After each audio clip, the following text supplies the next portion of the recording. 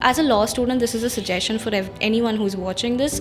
From day one, even if you're in first year, even if you're in class 12 who's thinking about doing CLAT or Calcutta University or whatever, build on your PR and your contacts because that is going to give you everything. Networking is very important. Like, it's literally a business where you get clients with your brain. I never got to approach the direct senior. You know, like in law, when you're doing an internship, there are these really popular lawyers you have like Shekhar Basu, Milan Mukherjee, Kapil Sibal. You have these popular lawyers and people think if I'm going to this popular lawyer and if I'm interning under him, I am becoming great. But that's not the thing. There are hardly times that you get to interact with the direct lawyer. Because they have so many... They have so much work and he's a 50-60-year-old lawyer. He will not give his time of the day to you. Right. He will have a junior who will have a junior. Correct. You will be given under there that junior. So many people and working for him. And that junior itself is so tired in their own work that they don't even have time to teach you. Right. So it is not possible to learn. So that's how my first internship. Law students are watching this. They will know law interns are not paid. You be in third year, fourth year, fifth year. Yes, some places do, but most of them are not. My first internship, I got it through a personal contact. My second one, I was not paid. First one, I was.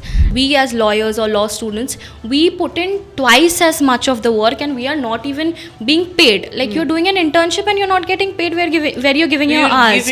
But we see people on the internet, they are dancing to TikToks and then they are getting paid for that. There's somebody going on YouTube. Making huge money. Exactly. You go on YouTube, you see these influencers, they are just unwrapping a cream bottle and then they are like, oh my God, please purchase this. And you see the brand is endorsing in that. Challenging your memory power. তুমি একটা জিনিস মুখস্থ করে কত ভালো করে লিখতে পারলে, but how will that help you in the court? Because college life থেকে কোর্টে গিয়ে it's like a very big transition and nothing matches. You do not need to know anything before going to the court. This is something which I had a fear of, which a lot of people also do have a fear of, that আমি তো কিছু জানি না, আমি গিয়ে করবোটা কি। See, the thing is, when you are being taken as an intern, যারা তোমাকে নিচ্ছে, they know যে তুমি কিছু জানো না। So that is something you should not be scared about. Right, because you're an intern. Yeah, you're an intern. You're not an employee. Supposed to know anything. That's how it works. Right.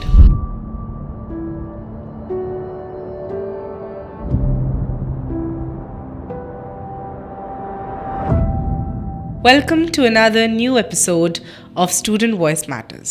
This is your host, Sonalika Goswami, and today we have with us a very talented law student of the Heritage College, Dibangana Bose.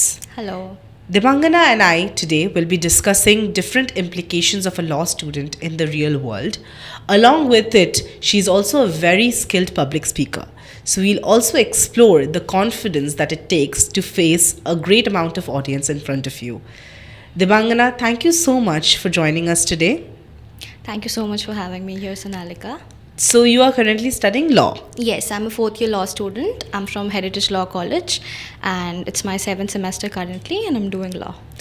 So what interested you in studying law? Honestly, initially I was this person who thought they would be going further with English honors or hotel management or something like that. But then all those honored subjects, those are very mainstream. Like, everybody does that, then masters, then what? So there is nothing certain about that. So I felt like there was something that I wanted to do which was a bit more challenging, which would bring me back a lot of more something that was more academically related. And I always had this lurking towards, say, power, respect and money. That combination works great for me. So I think law was the subject which would give me what I wanted, so that's why I chose it. But I'm sure there are tons to study even in theory, like all these laws and ethics that you have to learn, right? So did it ever intimidate you in any way? Yes, I was very scared when I started law because trust me, be it a law student or even any non-law student, everybody says one statement that if you are taking law, you're going to have to study for your entire life, which is completely true. Like, I see my uncle, he's around 50 years old now. He is still, like yesterday only, he bought a CPC book. He would be having a case on antitrust laws. He needs to study on that. So it is very true that when you are a law student, you have to study for your entire life. It is very intimidating. You do have to put in a lot of hard work and you have to give in a lot of hours more than compared to the other fields, because in other field what happens after you graduate, whatever knowledge you are retaining from your course or degree, you are applying that on your job. Right. But in law, it's a constant process of learning, because that never stops. I think in every other field, in today's world, everything is upgrading, updating, and for something like laws are implemented, it's amended, so it's like a change every time, right? Something or the other is changing, something or the other is adding up, right? So I think you have to keep yourself updated or aware about all of it. Definitely. Every field needs to get upgraded and polished. But when it comes to law, what the problem is? What you studied maybe in your college level is being applied, but in very different ways. Like, it's not always a by the book thing. Like, we are often kept under a perception, in college at least, that if you keep your attendance right, if you do your classes right, if your grades are very good, then you are for sure getting a placement after college. Firstly, that is a complete myth, because no college in this world offers 100% placement. Like, even if some prestigious colleges do claim that, maybe only the top 10% get very good placement, and then even getting a, say, 2 lakh per annum placement is also a placement. But would that suffice you? So when we are talking about, the college level, that is very different from what comes out. So you're doing internships currently, Yes, correct? I do. So what kind of internship are you into at the moment? I am onto my third internship. I'm a second generation lawyer, so I am doing my current internship with my uncle. Right. My Was your uncle in any way an inspiration for you? Yes, Like, does definitely. having a lawyer in the family help? Definitely. Something about me that I would say is, I was a very, you can call it, egoistic person who did not want to take help from anyone. So I had my own set of struggles for the first 3 years of law school. But that somehow did not affect me much, because I was a lot into public speaking events, and it helped me boost up in aspects of confidence and all. But having a lawyer in your family, it's like a very big push up which everybody needs, because I myself have seen, when I went to get out internships on my own, I did not have any contacts to begin with. I did not know whom to ask, I did not know what to ask, and we did not get any advantages to us which the generational lawyers get. Like, to begin with, there are a lot of subscriptional sites from where you can get judgments which are very important, be it you're a law student, if you're doing a research paper, if you're going to a moot court, you need judgments and citations, or even if you're a lawyer who's So practicing your and needs uncle those. really helped Yes, you in that? those judgments and those subscriptions, some of them cost around 50,000 to 1 lakh. Now, a first generation law student, somebody who is just studying, they would not be getting those judgments. And Correct. oftentimes there are a lot of journals which we do not have subscription to, let alone subscriptions. There are students who are not even aware of it. Like, for myself, when I was completely new to this, I did not know where to get the materials from. So somebody who is not coming from a law background, it is very hard for them. More so, like, you can be 200% hardworking towards your goal, but if you don't know what to go তাহলে towards, colleges not help? ওরা কি কোনো resources guide করে দেয় না? see, if somebody is doing CLAT and going to an NLU which is of that level, then definitely they are fully funded and they are fully covered with all the amenities. But for somebody who is studying in Calcutta University colleges, or even Private other private college, colleges which I correct. won't be naming, it is not easy for them, because Calcutta University has a very fixed syllabus which has been going for around 20 years. ওরা 20 বছর আগে যেটা পড়াতো এখনো সেটাই So there is পড়াচ্ছে। no change in module. There is no change in modulation, and if you are talking about benefits, there is none. We do not have, like, I'll take the name of a college which is nearby, St. Xavier's University. I was interning with one of their students. We had to do a lot of research for my judicial internship. We had to find out case laws. She had access to Manupatra, which is an online subscription platform for case laws and other things like that. We did not. We had Okay. to use the free version. Now I do have facility to the subscriptions, but that How do time you I have did a not. facility right now? We had a competition at St. Xavier's University, okay. and we won the subscription. Okay. And we also won an So internship. you had to basically go to another university to win it. Exactly. So we had to get it that way. So this is the struggle of the first generation lawyers.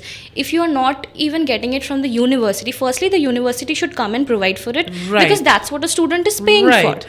But if you're not even doing that, then what am I getting back from the university? So in aspect to mine, I don't think the university is offering the kind of benefits that they should. They are just taking the kids in, teaching them a by the book syllabus which has been going on for ages, And is it leaving really them. applicable in a field like law? just going by the books? No. If you are, see, if you're taking law, people have this perception you're either going for corporate or you're going for civil practice. Right. But people also go for academic. People can completely change their profession and go into finance and a lot of things. If you're taking law, you have a lot of trails that are opening for you.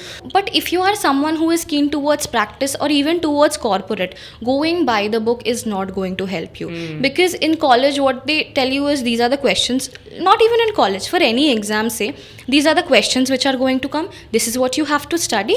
This is what you Case have to do. studies and all ki থাকে নাকি পুরোটাই just learn a law and Case studies থাকে, moot court competitions আমি যেটা তোমায় বললাম, what a moot court competition is. but then that was in a different university. Yes, that- I'm talking about classes. No, in classes case studies সেরকম ভাবে থাকে না. They will teach you the syllabus and then একটা internals হবে where they'll ask you questions Which is from the definitely book. not very helpful for a law it student. is not. It is not. It is a, it's like challenging your memory power তুমি একটা জিনিস মুখস্থ করে কত ভালো করে লিখতে পারলে but how will that help you in the court because college life থেকে কোর্টে গিয়ে it's like a very big transition and nothing matches at তো অল internship করছো, so what differences have you faced yourself in those internships? There is like 100% difference. Nothing that you do in college is going to prepare you for the court. Please elaborate on this. Okay, so in college, like as a student, if you're going in first year, BA LLB at least tumi jodi karo, which I am doing, they will teach you subjects like political science, sociology, English, which is not going to help you in any way. Then initially they will introduce the family law subjects, the criminal codes, the civil codes and the property acts or whatever other subjects that are there to learn. College's curriculum ta kirom hoy, they will open a book, they will teach you, they will either teach you from the presentation, আমি মেনে নিলাম একটা teacher খুব ভালো করে পড়াচ্ছে, that the subject is inside your brain.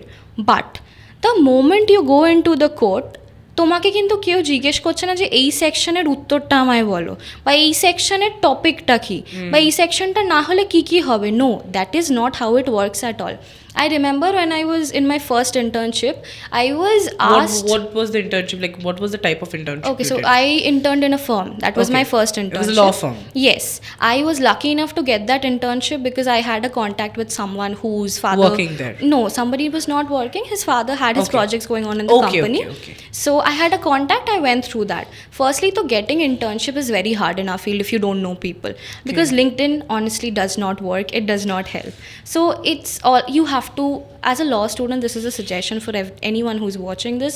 From day one, even if you're in first year, even if you're in class 12 who's thinking about doing CLAT or Calcutta University or whatever, build on your PR and your contacts because that is going to give you Networking is very everything. important. Networking is very important. Like, it's literally a business where you get clients with your brain. That's Right. it. So what I was saying is my first internship was at a law firm. So I, of course, had questions like, I'm not capable. What are the criteria to get in? But honestly, you do not need to know anything before going to the court. This is something which I had a fear of, which a lot of people also do have a fear of, that আমি তো কিছু জানি না আমি গিয়ে করবোটা কি see the thing is when you are being taken as an intern যারা তোমাকে নিচ্ছে দে নো যে তুমি কিছু জানো না So that is something you should not be scared about. Right, because you're an intern. Yeah, you're an intern. You're not an not employee. Supposed to know anything. That's how it works. Right. So amarta jetai hoto, a problem which I faced was, I did that for 3 months. I remember there were days and weeks where I was just given a notebook and a pen which I was asked to carry, and they were like, "Tumi kote giye boshe observe karo." But that was my first internship. I was in third year. You had no idea. I had about no the practical idea. field. আমি কি observe করব কেন observe করে মানুষে শেখে. I'm not going to lie.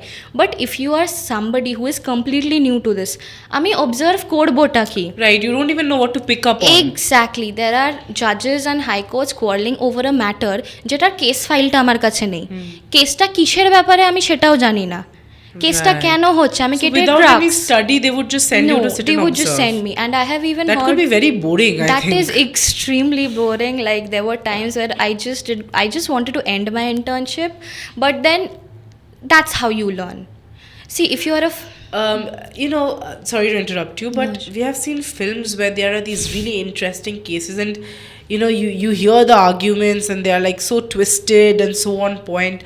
Court, when you are sitting in the court, is observing really that interesting when the argument happens? Observing is not at all interesting because আমি high কোর্টে গিয়ে observe করতাম. I mean, are court cases that intense for real? No, they are not.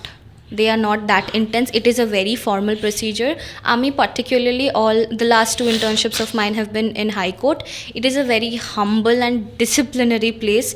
You cannot just go there and challenge the judge like it is in movies, and it is not at all the way it is shown. I mean, the movies depict it completely wrong.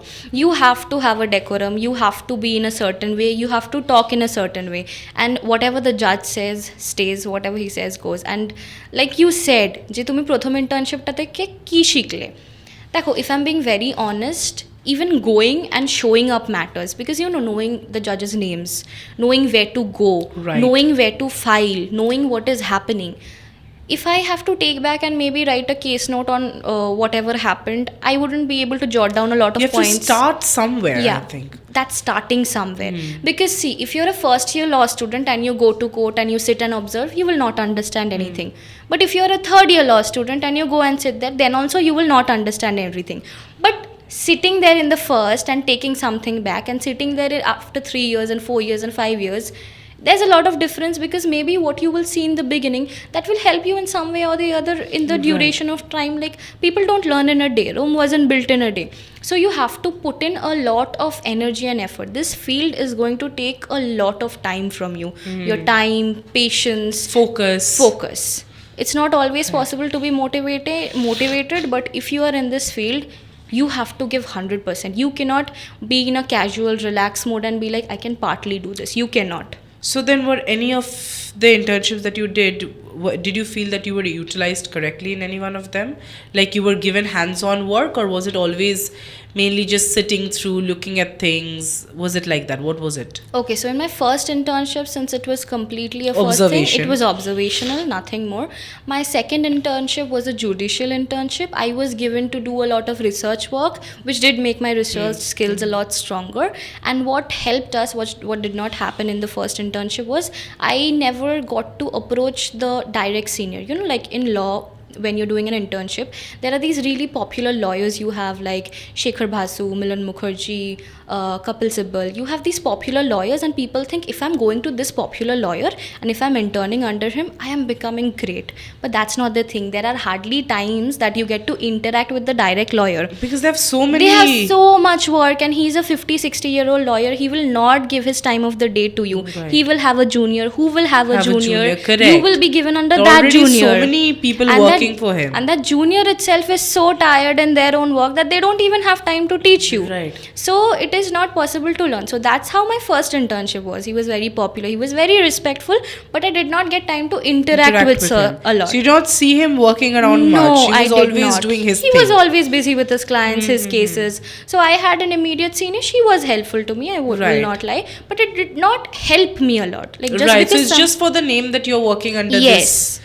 lawyer. Like, it was a lot like it was for a CV6 internship. Right, correct. But compared to that, the second one I did, the judicial internship, high court judges working under them is very prestigious. So the justice I got under, she was extremely kind and helpful. There were moments like we were called into her chamber and we were discussing cases with her. She asked us to go to her courtroom specifically, and she was like, take notes and find case laws on them. So that was very helpful. Right. What is very important is, when we are looking for internships, this is for the law students particularly, we go for a name. Never do that. I was given this advice by a very popular advocate. She's in High Court. She sits in the Temple Chambers. Her name is Advocate Monica Kalra. She told me something. Don't go for a branded, reputed lawyer. Just go for a lawyer who has a lot of cases going on, who's 30 to 35 years old, can give and you he's work. working. Exactly. Who can is engage working. you directly into who the is work. also learning. So that Right. way, when he is learning, he will also teach you. So instead of going for somebody who is very popular, go for somebody maybe who's not doing that great but has cases and has time for Who you. can make you work. Exactly. That way you will learn more. Exactly. And don't skip the work. Don't be like, my senior's making me sit in his chamber till 10 p.m. That is how you will learn. You have to give in your hours. That is how it will give you your money. If you're not investing your time in it, then it will not give you the return back. So your uncle is a lawyer, as you mentioned, Yes. and you have also worked with him. I just started working with him. So, was your family always very supportive? Did they just look at your uncle and, was he like a sort of a booster for you to go into this field? I'm talking about from your parents' perspective. Okay, so my uncle and aunt are both lawyers. Uncle practices in Supreme Court all over India and Kolkata as well, and my aunt practices in High Court only. So my family has always been very supportive of me. They did not pressurize me. This was my own decision to take law and everything. Extremely supportive. What does your parents? Both of them have their business. My father's into construction promoting business, and my mother has her own business. The reason I ask this is because often when parents have business, especially, is because it is what happens a lot of time is when parents have their own business. It works like a comfort couch. Definitely. For the kids, right? So at times when you have to like struggle so much, study so much, do all these internships, sitting hours in the court working, have you ever felt like falling back on that comfort couch?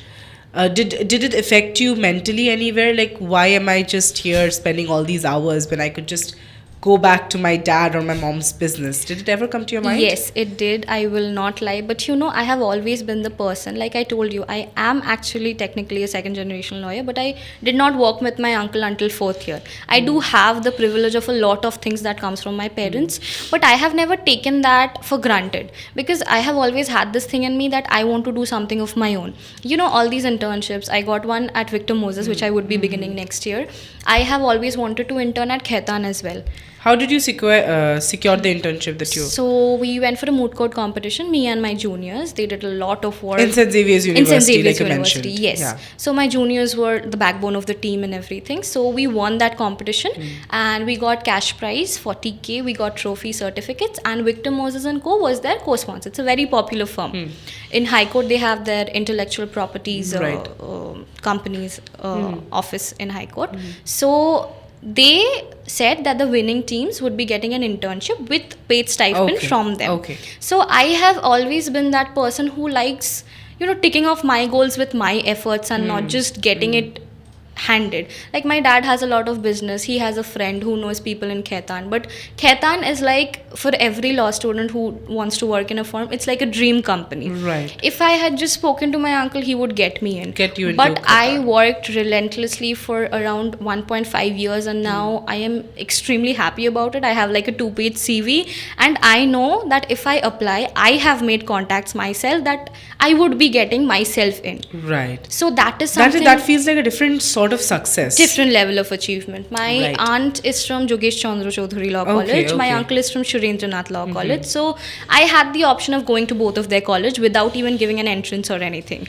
But I wanted to go to Heritage Law College. You wanted to see your own potential. Yes, that's where I got in. So that's where I wanted to go, not by some reference. So yes, I do have the privilege and the comfortable cushion. But the happiness and the validation that you get by doing things on your own and actually earning it and not getting it handed in a platter, it hits different. This kind of confidence, does it also come from years of you being into public speaking, being able to communicate what you want? Does it come from there? Definitely. I will owe all of my confidence, all of my achievements to public speaking and public speaking alone, because I have had a very unsupportive college environment. We were not given opportunities. We were stopped from going to events. Why is that? We have issues in our college which nobody can figure out why we are not allowed to go to a lot of events. Okay. There is no reason, there is no justification. They will just say that you have attendance issues or you have some problems. They'll just bring in anything to make sense of it. But our juniors, I was one of the juniors who was not allowed to go. What I did was I did not take their permission and I went to a lot of events. And then they gave me very poor marks in the internals. Like I remember 120. And did you not question it ever? Yes, I did. What they said was that it's an attendance issue. And I did not want to argue with that. I remember it was probably my 4th semester. Till date, I think without my college's approval and permission, I have done around 20 to 30 events, which included public speaking alone. And then later they got to know about it? Later, of course, and they got it affected to know. Your marks? It affected my marks. Like everybody, you tell me, it's not practical that 119 students are getting a different set of marks, and you're the only one who's getting lower marks. So that did affect me. But on the brighter side of it, I'm like one of the few people who's very active into these academic stuff. Yeah, I kept your potential going. up. I kept going. Due to that, I was selected for an international debate which happened. My co-contestants So were it from probably did bring you a lot of benefits that your a college lot would have of, never been able to. never. My college is never there for giving me any kind of any benefit. I got to participate against, I competed against Oxford University, Yale University. There's the Speak for India debate competition that happens once a Right. year. It's a national level debate competition. People from everywhere come and qualify. I went up to the zonals. I qualified for it twice. So that was something. It's gotten me an internship. It's gotten me to connect with people who have brought me a lot more information about a lot more events. But there are a lot of students who have a stage fear, who can probably just sit with me and talk so much, so well, but once they're in front of maybe more than 5 people, they just become silent, very silent. They cannot stand up and speak a word. So how do you think is the best, what is the best way to overcome this fear? Okay, so because you told me the topic beforehand, I thought talking to my juniors would help and take from them what their fears were, because I think I have passed my fears a long way. I remember 2-3 specific people. One was there was this national debate in Jadavpur University. She said that there was a workshop for a debate, but still when she went up to the stage, her first problem was she did not know how to hold the mic properly. And the second problem was that she did not know whom to look at, how to look at, because looking at the audience made her feel very overwhelming. So now the mic problem is, see, practice is going to make you face it, because you have to adapt to a certain kind of body language to hold a mic. That is something that you have to personally work on. Now about the audience thing is, the first few times when I went up on stage, firstly, I'm extremely grateful to my school, because I was that active girl in school and I was always up on stage. Which school were you in? I was in Loreto Beaubasar. So okay, and they had enough co-curriculars. Enough, everything. We had assembly every day. Every assembly, I was either the narrator or in the choir or doing something. So my school had that backup, and my Right. teachers were extremely supportive. So my school made me who I am today, definitely. Okay. But when I went for debates in college level, it did overwhelm me in the beginning. This is something I took some time to learn. When you are speaking at a public event or a debate or anything, if you're just speaking in a group of say 10 people in a room, somebody's bored, somebody's looking at the phone, somebody's talking to someone, but you will always, this happens, you can't say that no, nobody looks at me, because people do. You will always see a head or two that's nodding at you, that's looking at you, that is actually listening to your speech. So what somebody who's speaking can do is go on stage and try to make an eye contact. And this is something I tell to my juniors always, because I get a lot of questions. They're like, Didi, I'm very scared. I'm like, treat it as a conversation. Don't treat it as a speech. When you are on stage, fix your eyes with someone. Look at someone. I prefer the judge or somebody supportive who's showing me a body Right, language who's of nodding their head appreciation. and- Yes, like I Right. always do this. This is my trick which I tell Right. everyone. I just target someone, preferably a judge, because he's going to make me win. I just look at them, and in my mind, I am talking to them. They are replying. Maybe they are not. But to me, they are. And I am talking to them. So the best way you can let go, you cannot let go of 100% of your anxiety Correct. getting on stage, because it is fearful. I still get shivers. You of still getting, feel I nervous still before do. getting on the I still do. stage. I Yeah. remember when I was speaking for Speak for India, there were around 200 to 300 participants, and in the international level, I was speaking to cross-border participants from cross-borders. So Right. I was definitely like very Nervous. anxious. But what I did was, I fixated my eyes with say 2-3 people, and you have to do that before going up on stage. Maybe you're getting up and then you're getting ready, and at that time you have to fix people and treat it as a conversation. So did this habit of for how many years have you been public speaking now? I have been public speaking for 2 years. 2 years. So does this help you in the practical field, in your internships and all that? Definitely. Like I told you, Victor Moses and Co. was something that I got from it. It was not a Right. public speaking No, I event. don't mean but getting, I mean being in the firm, being in the office, being in the Definitely, court. definitely. Like, see, not just law, in any field, if you're there, you have to put in your work. There could be a guy who is working after hours late in the office, and he's sitting at the corner and he's doing his No, I mean, is paperwork. the public speaking benefiting Yes, you? yes, I'm coming to that. Okay. So there could be a guy who's like doing a lot of paperwork and he's at the back office and doing a lot. But there could be another guy who's maybe not giving in that many hours, but he's very vocal in office. And when I'm saying vocal, I'm not saying that you always have to be emitting knowledge of this section, this article or something. You are just talking about something that is ongoing, and you're talking about your work. Like, I did this, I did that, I am doing this. You know what happens with that? People see you. Right. You are becoming much more visible to those people. Right. And if you are talking in tables, then you are being taken note of. Yeah, I came across this this quote, which I think people often consider bragging, but it makes total sense, that blow your own trumpet because nobody Obviously, else will. nobody is your PR So but yourself. if you're doing the work, might as well let people know that you're doing it. Exactly. And see, Because nobody is going to give you gratitude on their own. definitely. I saw this another thing the last day. Like, in Indian culture, we have something called Nazar and always, and all these things. You will not believe me, every achievement that I have, I put it up on social media, and everybody knows what I am doing. See, what the thing is, in LinkedIn, if you're posting, connecting, you may or may not get things, but oftentimes you do not realize it, how being loud helps you. Right, you If get noticed. you at least. get noticed a It might lot. not bring you immediate benefit, but it might somewhere, get you noticed. And Definitely. if you keep letting people know the success that because you've done the hard work. Exactly. Then So why not why brag do you have about to hide it? Why do you have to feel Right, shy you've about put in something hard you're work, you've doing? achieved something. So let people know, and you don't know from where notices it, and it actually gets you somewhere I'll good. tell you the story of mine. It was my Masi's and my Mesho's anniversary. We were on a dinner table celebrating, and I was just casually talking about my competitions and everything, like what I'm doing, what I want to do. So like I told you, Khaitan has always been a dream, and there was this invited guest, and I was like, my sister just casually was like, yeah, she dreams of going to Khaitan, and he was like, Khaitan, we get our work done there. I was like, oh really? And then they were like, yeah, what do you want to do? I was like, I want to work there someday. This is, I think, 1.5 years ago. And then they were like, okay, you give us a CV, we'll push it for you. Right. This opportunity, had I Right. not been talking for my work, would they have given it They to would have me? never known. They would have never known. Right. I would have never known that they have a contact. Right. Now, say maybe... So to put yourself out there. Exactly. So if you are into public speaking, it definitely gives you a confidence. It Right. definitely makes you seen. Right. So all these internships, are they paid or are they unpaid? Okay, so if law students are watching this, they will know law interns are not paid. You be in 3rd year, 4th year, 5th year. Yes, some places do, but most of them are not. My first internship, I got it through a personal contact. My second one, I was not paid. First one, I was.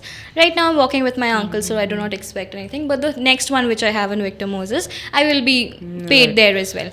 But law students being paid, it's like a dream for them, let alone paid. There are law students who are treated so harshly. I have heard law students being asked to get for Xeroxes, printouts, and even tea. And this is not a lie, because I myself have seen my classmates, my batchmates, my seniors have told me their personal experiences, that they have been treated so badly in the field just because they do not have a connection, they do not come from a background, because they cannot speak. What the worst part about it is, we as lawyers or law students, we put in twice as much of the work, and we are not even being paid. Like you're doing an internship and you're not getting paid where you're giving your hours.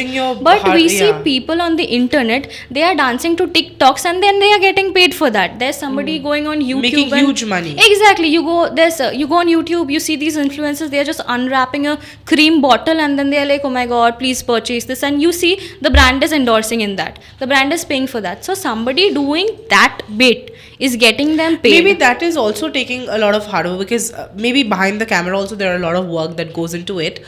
So I'm not trying to belittle anything, but then when you are also doing the kind of hard work you do and not getting rewarded, whereas you're seeing somebody else getting rewarded at that amount, that definitely could be a little discouraging. The question is not about right? belittling. It's the question about not getting what you deserve. Right. It's very discouraging. Exactly. If you talk to law students, there are people who are leaving chambers of their seniors at 10 p.m., 12 a.m., 1 a.m., and then not getting stipend. I have spoken to some seniors of mine who recently graduated on International Men's Day. They got their gowns and then they became advocates, the recent 5th year pass outs. Okay. I was very happy for them and I congratulated them. And I am a talker, like you can see. So I was talking to them, where are you working, what are you doing? This one senior, he's not getting paid for his work. He has graduated and he has a gown. So he's still doing like an internship unpaid. He's actually an advocate, but he's not getting paid anything. There's another senior, I will not name the company, but he's working as an associate there.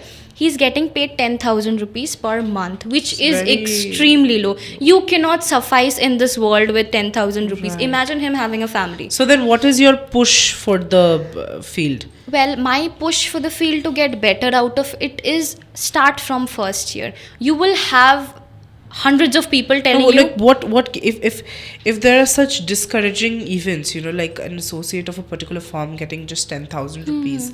So then, what is? I mean, definitely money is not everything, but still it is a very important Yes, it factor. is. So.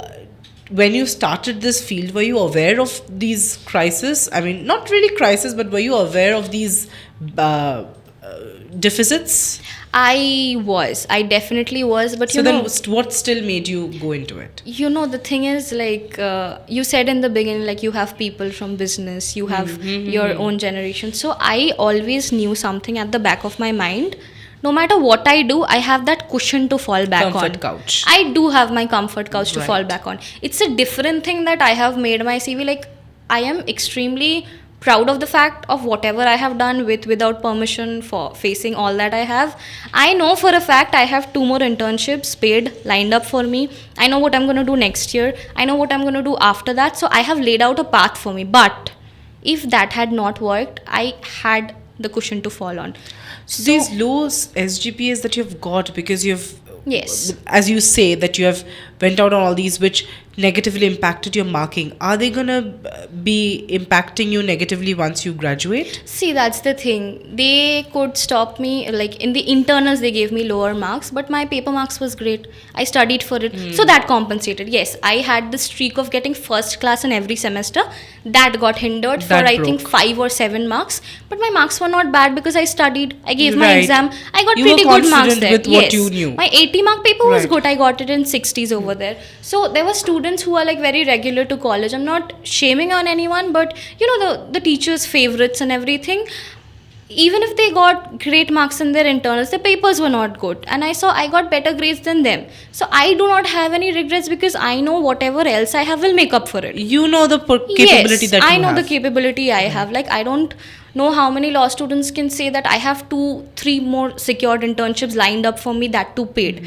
But I have made that for myself. Right. Now, anybody who is going into any field, you have to have a very strong mindset that this is what I'm going to do, but this is what it's going to take for me to do that. You have to do that. Determination is Determination is very important. You cannot be like, yeah, I'll do, we'll see. You cannot have that attitude at all. If you want to do it, you have to work for it. You cannot prioritize your emotions, mental breakdown, depression. Your mental health is very important. But you cannot keep that at the center of your life and just leave. Like you said few minutes ago. I think this- taking care of yourself is important. Yes. But what you're trying to say is that sometimes you have to push yourself hard. Yes, you have to push yourself in spite of what your conditions is. Even I have a lot of emotional trouble and a lot of issues that I face. But there because you're mentioning such a sensitive topic, a lot of people, they push themselves hard. They try to go beyond it, and sometimes the results can be fatal. They can affect their brains and their mental health very badly just because they were like, I have to keep going. So how do you keep yourself, like you said, you have your own emotional troubles. So in that case, when you push yourself hard, how do you keep yourself stable? See, the thing is, I have this thing, I'm going to get a little personal. This year in January, I remember the dates very correctly. I broke up and I found out that the guy I was dating cheated on me on 21st January. 22nd January, I had a competition in St. Xavier's College. I cried the entire night, but I came for the competition. I won it. I came second, I think. And then I went and sorted and everything. 5 days later were my exams. My exams went very good. I was going through my emotional trouble. It's not that I am belittling a sensitive topic. I go through things much worse. I go through things worse also. People can have it much worse than I do. But that doesn't mean I'm going to get stuck to that. When I tell people that you do not need You to... try to look on the brighter side. I try to look on the brighter side, but that doesn't mean I don't face my emotions. But I do not prioritize only facing my emotions and letting go of the opportunities. Because whenever I Right. talk about it, people think that she is from, like, 2 generations ago, who's like, depression kuch nahi hota hai and you're always on your phone, that's why it happens. No, I do have You my do not want to problems. miss out on the opportunities I you're will getting never right do now. that. I will never do that. I will always put my career. That's the thing. You asked me, like, when you got into this, what did you have in mind? What is the push? This is the push. I decided to do it. I will do it. Everything will happen. You have to have a very, very strong mindset. You have to prepare yourself in such a way that your heart is made of steel. Bad things, it's a part of life. Everybody has troubles in life. My mother has troubles in her life. My father has troubles in Right. their life. But I never see, I think the major inspiration I have from my life is my father. He is the man who handles everything at once, and he's a very social person. I think we see parents doing everything, solving Yes. everything, and making it all work. Yes, and he will never. I see him. And that's why getting- they are parents. Yeah, I see my father going out of his house at 6 a.m. in the morning. He goes to gym, he goes to work, comes home, gets lunch, goes out to work, comes back, socializes, get his work done, comes back home, and he Probably has because they never let us know what's actually going never. on. With I have never seen him cry. It's not that it's very unhealthy to not express your emotions, but I have always seen that man not give up. So if he can, then why can't I? I can't just be like, I'm just a girl, I'm young, I can't do that. No. Take the right inspirations which you have to, right? Why take the wrong inspirations? Yes, expressing your emotions is very, very important. But to such an extent that it doesn't affect you in the other way as well. Thank you so much, Dimangana. Thank It you was so great much. talking to you. Thank you.